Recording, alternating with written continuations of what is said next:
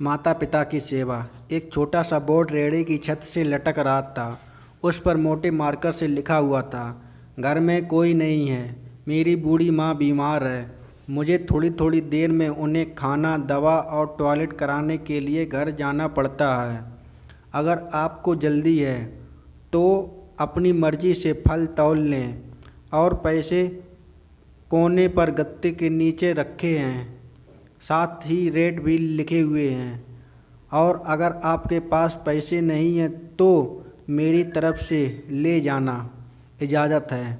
मैंने इधर उधर देखा, पास पड़े तराजू में 2 किलो सेव तौले, दर्जन भर केले लिए, बैग में डाले, प्राइज लिस्ट में कीमत देखी, पैसे निकाल कर गत्ते को उठाया। वहाँ 100, 50 और 10-10 के नोट पड़े थे।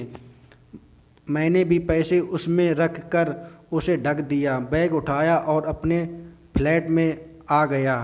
रात को खाना खाने के बाद मैं और भाई इधर निकले तो देखा एक कमज़ोर सा आदमी, दाढ़ी आधी काली आधी सफ़ेद, मैले से कुर्ते पजामे में रेहड़ी को धक्का लगा कर बस जाने ही वाला था।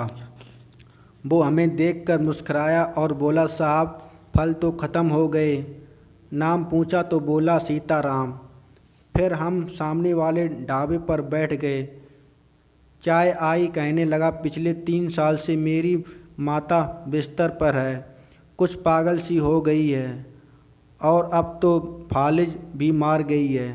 मेरी कोई संतान नहीं है, मेरी बीवी मर गई है, फिर मैं हूँ और मेरी माँ की देखभाल करने वाला कोई नहीं है, इसलिए मुझे हर वक्त माँ का ख्याल रखना पड़ता है।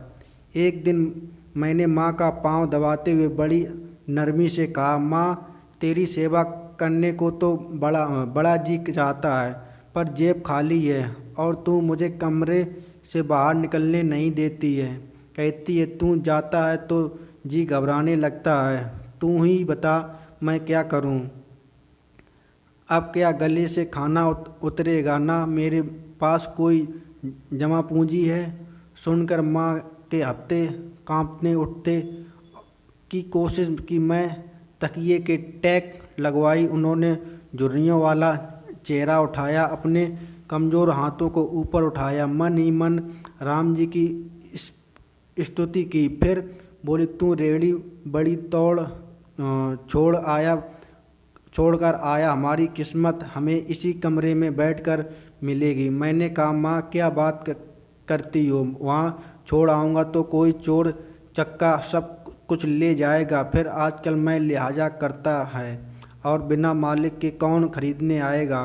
कहने लगे, तू राम नाम लेने के बाद रेहड़ी को फलों से भरकर छोड़ कर आ जा, बस ज़्यादा बक ना कर। शाम को खाली रेहड़ी ले आया कर। अगर तेरा रुपया गया तो मुझे बोलिए। 2.5 साल हो गए भाई साहब, रेहड़ी लगा आता, शाम को ले आता हूँ। लोग पैसे रख जाते, फल ले जाते, एक थैला भी ऊपर नीचे नहीं होता, बल्कि कुछ तो ज़्यादा भी रख जाते। कभी कोई माँ के लिए फूल रख जाता है, कभी कोई चीज़। परसों एक बच्ची पुलाव बनाकर रख गई, साथ में एक पर्ची भी थी अम्मा के लिए। एक डॉक्टर अपना कार्ड छोड़कर पीछे लिखा था, माँ की तबीयत नाजुक हो तो मुझे कॉल कर लेना, मैं आ जाऊँगा। कोई खजूर रख जाता। रोज़ाना कुछ न कुछ मेरे हक के साथ मौजूद होता है। ना माँ हिलने देती है और ना मेरे राम जी कमी होने देते हैं। माँ कहती है, तेरा फल मेरा राम अपने फरिश्तों से बिकवा देता है। आखिर मैं इतना ही कहूँगा कि अपने माँ बाप की सेवा करो और देखो दुनिया की कामयाबियाँ हमारे कैसे कदम चूमती हैं। दोस्तों, अगर कहानी अच्छी लगी हो तो धन्यवाद। हमारी कहानी सुनने के लिए आपको तहे दिल से शुक्रिया।